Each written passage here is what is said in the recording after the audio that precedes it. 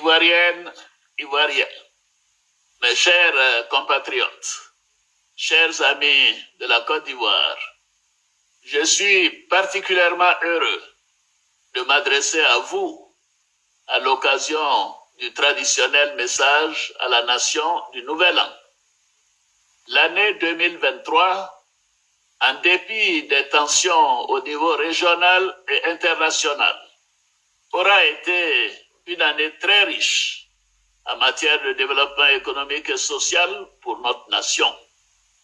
L'année 2023 marque aussi le 30e anniversaire du rappel à Dieu du président Félix Houphouët-Boigny, homme d'État exceptionnel, à qui je rends un vibrant hommage et qui a su faire de la paix, du dialogue et du vivre ensemble le socle de notre nation. Grâce à la poursuite de la politique de paix, d'union, de dialogue et de développement du président Houphouët-Boigny, notre pays est en paix dans un monde marqué par des conflits de plus en plus complexes. Les efforts du gouvernement, avec la confiance de nos concitoyens et le soutien de nos partenaires, ont permis de garantir la sécurité sur l'ensemble du territoire, favorisant ainsi la poursuite des activités économiques et des projets structurants pour notre développement. À cet effet, je voudrais saluer et féliciter nos militaires, gendarmes, policiers, douaniers et forces des eaux et forêts qui, dans leurs rôles respectifs, sont des exemples de courage et d'engagement. Ils font la fierté de notre pays. Au niveau diplomatique, notre pays a continué d'affirmer son leadership international, africain et sous-régional par la qualité de nos contributions aux grands rendez-vous internationaux et régionaux qui se sont tenus au cours de cette année. Sur le plan politique, nous avons démontré notre maturité démocratique à travers l'organisation réussie des élections municipales, régionales et sénatoriales en septembre et octobre dernier, dans un climat de paix. Je me félicite à nouveau de ce bel exercice démocratique qui a permis de confirmer la parfaite adhésion des populations à l'action que nous menons à la tête de l'État. Suite à ces élections locales, j'ai procédé à la nomination le 16 octobre dernier de M. Robert Begré-Mambé en qualité de Premier ministre, chef du gouvernement, ministre des Sports et du cadre de vie, à qui j'ai demandé de mettre son expérience au service du pays pour poursuivre et finaliser les grands chantiers de l'État. Je lui réitère mes félicitations. Je renouvelle mes vifs remerciements au Premier ministre Patrick Achi pour l'important travail accompli et pour son dévouement au service de l'État. L'année 2023 a malheureusement arraché à notre affection d'éminentes personnalités qui ont fortement contribué à l'édification de notre nation. Je pense tout particulièrement à mon aîné, le président Henri Konan Bédié, à qui je rends une fois de plus un hommage appuyé. Je réitère mes sincères condoléances à son épouse, Madame Henriette Bédié, à ses familles biologiques et politiques, ainsi qu'à toute la nation ivoirienne. Mes chers compatriotes, comme vous le savez, l'année 2023 a été décrétée année de la jeunesse, afin de renforcer les efforts déployés par le gouvernement faveur de l'épanouissement de nos jeunes qui sont l'avenir de notre nation. Dans ce cadre, le gouvernement a adopté le programme jeunesse du gouvernement sur la période 2023-2025 pour un montant de 1 118 milliards de francs CFA, dont 361 milliards de francs CFA pour la seule année 2023. Ainsi, ce programme a impacté à ce jour plus d'1 million de jeunes hommes et femmes à travers diverses initiatives dont près de 200 000 ont déjà bénéficié d'un appui à l'insertion professionnelle et au financement de leurs projets. Un accent particulier a également été mis sur la formation, avec le lancement des travaux de construction de 14 écoles. Notre ambition est d'améliorer la mobilité urbaine à Abidjan. Dans cette perspective, un réseau de bus de transit rapide est en cours de réalisation.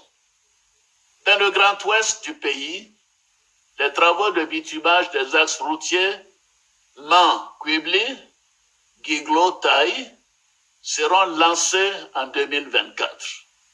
Cette dynamique de renforcement des infrastructures socio-économiques se poursuivra en direction des zones rurales pour soutenir le développement des grands projets agricoles et agro-pastoraux afin d'accroître l'offre de produits alimentaires à des prix abordables.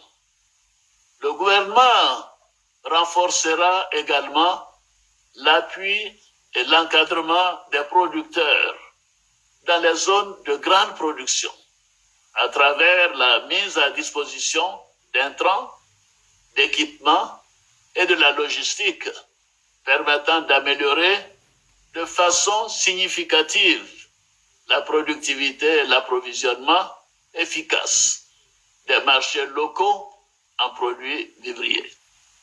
Pour garantir l'impact attendu de ces programmes agricoles et agro-pastoraux dans nos régions, j'ai demandé au Premier ministre d'impliquer les ministres gouverneurs des districts autonomes et les élus locaux dans le suivi des projets exécutés dans leurs régions et localités en vue de parvenir à l'autosuffisance pour les principales denrées alimentaires que nous consommons. Enfin, un accent particulier sera mis sur l'économie circulaire qui renforce notre engagement dans la lutte contre les changements climatiques et offre des opportunités pour une exploitation plus large de nos richesses issues de l'agriculture. Mes chers compatriotes, l'année 2023 a vu l'augmentation du salaire minimum interprofessionnel garanti, le SMIG, qui est passé de 60 000 francs CFA à 75 000 francs CFA par mois à compter du 1er janvier 2023. Cette importante mesure, complétée par la révision des minima catégoriels, a permis d'améliorer le pouvoir d'achat des travailleurs du secteur privé après les fonctionnaires et agents de l'État. Je me félicite à nouveau de la conclusion de la deuxième phase de la trêve sociale, dont la mise en œuvre contribue à la consolidation de la stabilité et de la cohésion sociale. Cet environnement apaisé nous permet de poursuivre nos efforts de réforme pour améliorer davantage les conditions de travail dans les secteurs publics et privés. Ainsi, un nouveau statut de la fonction publique a été adopté pour parvenir à une administration publique moderne, performante et plus professionnelle. Ce nouveau statut confère également des droits nouveaux pour nos fonctionnaires, avec notamment l'affirmation du principe de la formation professionnelle continue, l'instauration du congé de paternité et de la visite médicale annuelle des fonctionnaires aux frais de l'État. L'adoption du nouveau statut du corps diplomatique permettra de renforcer nos acquis en termes de modernisation de l'outil diplomatique et de motivation des membres du corps diplomatique dans l'accomplissement de leur mission. Mes chers compatriotes, au niveau de la justice, conformément à l'article 66 de la Constitution, et comme il est de tradition en fin d'année, j'ai signé un décret accordant la grâce présidentielle à environ 2000 détenus de droit commun, condamnés pour des infractions mineures. Chers frères, chères sœurs, sur le plan économique, le programme économique et financier conclu avec le Fonds monétaire international s'exécute de manière satisfaisante, comme en témoigne la première revue intervenue en septembre, dont les conclusions ont été approuvées en décembre 2023 par le Conseil d'administration du Fonds monétaire international. Les perspectives pour notre pays restent prometteuses, en dépit de la conjoncture économique mondiale difficile, caractérisée notamment par les tensions inflationnistes, le resserrement des conditions monétaires et les instabilités régionales et internationales. La croissance économique projetée à 7% en 2024 reste soutenue. Les réformes structurelles vont se poursuivre pour maintenir la dynamique de transformation de notre économie et d'amélioration des conditions de vie des populations, tout en faisant face efficacement aux nouveaux défis liés notamment au changement climatique et aux questions sécuritaires. La Côte d'Ivoire continue de bénéficier de la confiance des partenaires au développement, bilatéraux comme multilatéraux, et surtout du secteur privé qui poursuit ses investissements dans l'économie nationale.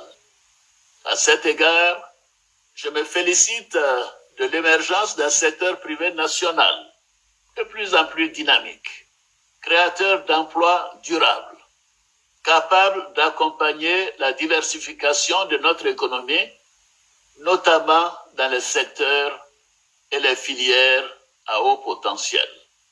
J'encourage nos entrepreneurs nationaux, des futures grandes entreprises, comme des petites et moyennes entreprises, à investir dans le domaine de la production vivrière pour rendre effectives nos politiques de souveraineté alimentaire.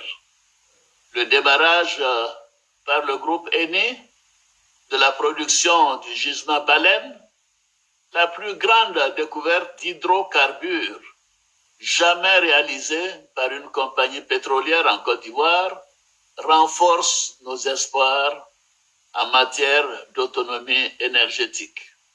Avec une capacité de production estimée en 2027 à 150 000 barils par jour, l'exploitation du gisement Baleine permettra de porter la production nationale de pétrole à environ 200 000 barils par jour contre seulement 30 000 barils par jour aujourd'hui.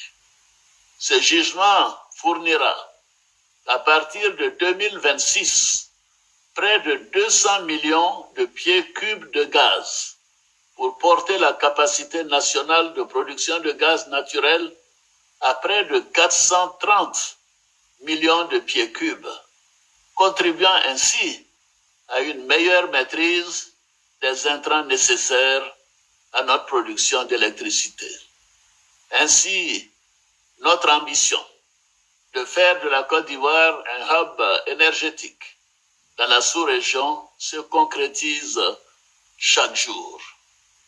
Dans ce cadre, et tenant compte des défis posés par le changement climatique, nous réaffirmons notre engagement à exploiter de manière responsable nos ressources naturelles. C'est pourquoi le gisement baleine fait d'ailleurs l'objet d'une production nette zéro en carbone. La participation remarquable de notre pays à la COP 28 à Dubaï, avec le vice-président de la République, a également donné l'occasion de montrer nos avancées concernant l'action climatique, à travers notamment le lancement du rapport climat et développement de la Côte d'Ivoire par la Banque mondiale, ainsi que les progrès réalisés en matière de crédit carbone à partir de la conservation de la forêt classée de taille, inscrite au patrimoine mondial de l'UNESCO. Mes chers compatriotes, notre pays accueillera du 13 janvier au 11 février 2024, soit dans seulement 13 jours, la 34e édition de la Coupe d'Afrique des Nations, la CAN, 40 ans après celle de 1984. Cet événement, qui fait partie des plus médiatisés au monde, amplifiera le rayonnement de notre pays. La CAN représente, au-delà de l'enjeu sportif, une opportunité pour donner une nouvelle impulsion au développement de l'industrie touristique et culturelle et de plusieurs secteurs de notre économie. Conformément à nos engagements, nous avons mis à la disposition des organisateurs 6 stades de niveau international, des terrains d'entraînement pour chacune des 24 équipes qualifiées, des réceptifs répondant aux normes d'hébergement standard et des conditions de déplacement aisées et sécurisées. J'invite à cet effet nos compatriotes à l'hospitalité légendaire à se mobiliser pour réserver un accueil et un séjour des plus chaleureux aux différentes équipes nationales et aux supporters qui nous font l'honneur et l'amitié de venir dans le pays de la vraie fraternité. Chaque Ivoirienne, chaque Ivoirien et chaque habitant de notre beau pays devra se considérer comme un ambassadeur de la CAN. Mobilisons-nous pour faire de cette CAN une grande fête de la jeunesse, de l'hospitalité ivoirienne et de la fraternité africaine. Soyons unis derrière notre équipe nationale, les éléphants, et offrons le meilleur au monde. C'est sur cette note d'espoir que je souhaite chaleureusement à tous nos compatriotes et à tous les habitants de notre beau pays une excellente année.